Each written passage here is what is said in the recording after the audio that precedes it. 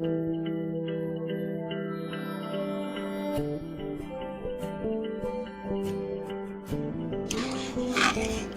माझ्या सर्वांना. फॅमिली, आज खूप दिवस झाले. आज म्हणजे आपले व्हिडिओज आपल्या सिरीज मध्ये थांबतायत.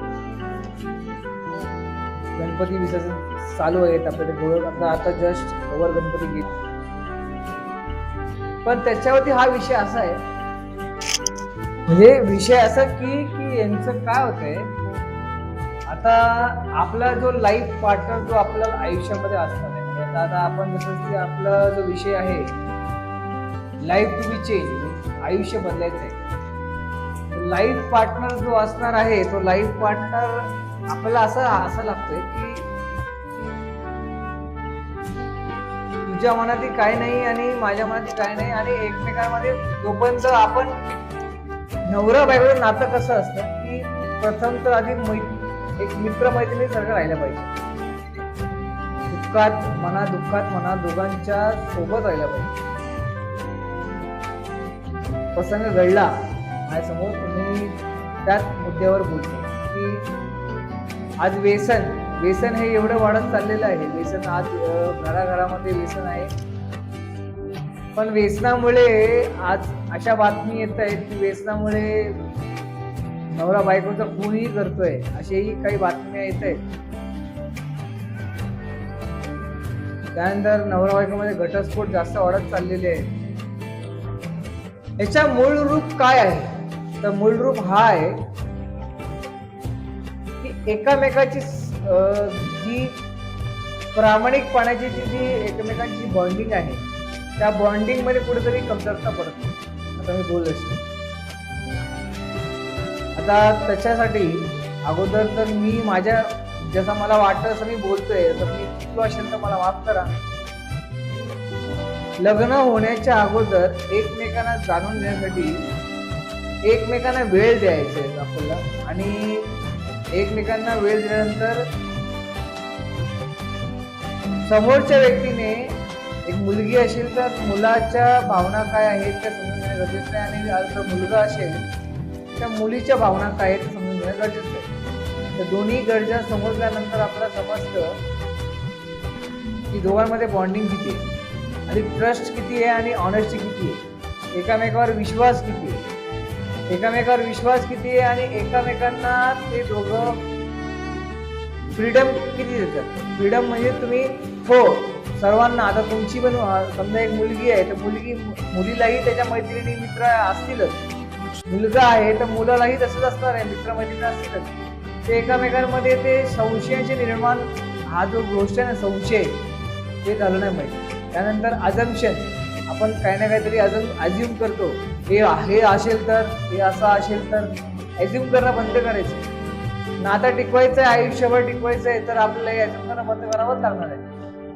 आणि त्याचबरोबर जर आपलं लग्न ठरतंय तर लग्न ठरायच्या अगोदर समोरच्या व्यक्तीच्या घरच्यांना आपल्याला सर्व प्रकारे खरं सांगायचं, माझ्या आयुष्यामध्ये मी असा होतो, मी आता असा आहे, मी पुढे असं राहणार आहे, हा माझा प्लॅन ऑफ ऍक्शन आहे, तुम्हाला कसं वाटतं तुम्ही सांगा. आजकाल कसं तुम्हाला तुमच्या अपेक्षा काय, तर तुमच्या अपेक्षा काय आणि आमच्या अपेक्षा काय वेगवेगळ्या असतात का? नाही. त्याचबरोबर कसं आहे की जास्त माझी मुलगी जास्त शिकलेली आहे तर मला स्थळ पण असंच पाहिजे तसंच पाहिजे, ठीक आहे, मान्य करतो ना.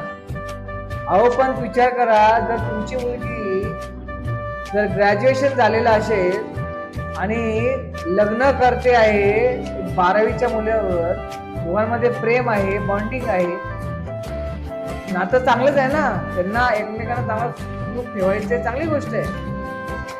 पण आता आहे ना काय होतं माहिती का, आता जरा ताल म्हणजे ना असं होतं ना, ते बॅरिकेड तोलक चालवले, हा हे वरती आहे मी खाली, हा वरती आहे मी खाली, नका करू. जर कोणाचं आयुष्य बर्बाद करायचं असेल तर लग्नच करू नका, म्हणतो. लग्न करायचं असेल तर प्रामाणिकपणे खरं आहे ते खरं सांगून द्या. प्रथम लग्न केल्यानंतर एकमेकांसोबत आहे ना, पहिला मित्र मैत्रिणीसारखं राहण्याचा प्रयत्न करा. दुःख सुख एकदम मोकळेपणे बोलावं. नवरा बायको तर आहोतच आपण, पण मित्र मैत्रिणीसह राहण्याचा प्रयत्न करा. त्यानंतर ते नातं हळूहळू हळू जाऊन कुठेतरी घट्ट होतं. मी पाहिलेले उदाहरण आहेत माझ्याकडे. मी अध्याय आज सुरू करत आहे, पण या अध्यायाचा एक मूळ रूप असंच आहे फक्त की लग्न फक्त एकमेकांचा फक्त तो गठबंधन नाही. लग्न म्हणजे एकदाच होतं आणि लग्न झाल्यानंतर आयुष्यभर दोघांनी एकमेकांशी प्रामाणिकपणे आयुष्य घालवायचं. एवढंच फक्त हे शिकलं पाहिजे आपल्या आयुष्यात. काहीच नाही. आनंदी राहायचंय, सुखात राहायचंय, टेन्शन काहीच घ्यायचं नाही. आज नंतर उद्या आपलं आयुष्य बदलणार आहेच. रोज काळे दिवस नसतात. मी प्रथम अगोदरही आपल्या अध्यायामध्ये सांगितलेले आहे, रोज काळे दिवस येत नाही, कधी ना कधी सुंदर दिवस येतात. आज कॉम्पिटिशन साठी धावू नका. आपण आज कॉम्पिटिशन साठी धावतोय ते नका करू.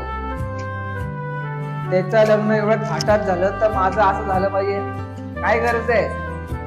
ते म्हणतात, ती म्हण आहे ना, जितनी अपनी चद्दर है उतनी अपने पैर फैलाव. ते खरंय. जेवढं जमलं तेवढंच करा, त्याच्या पलीकडे नका जाऊ. शो शा करण्यामध्ये नका राही.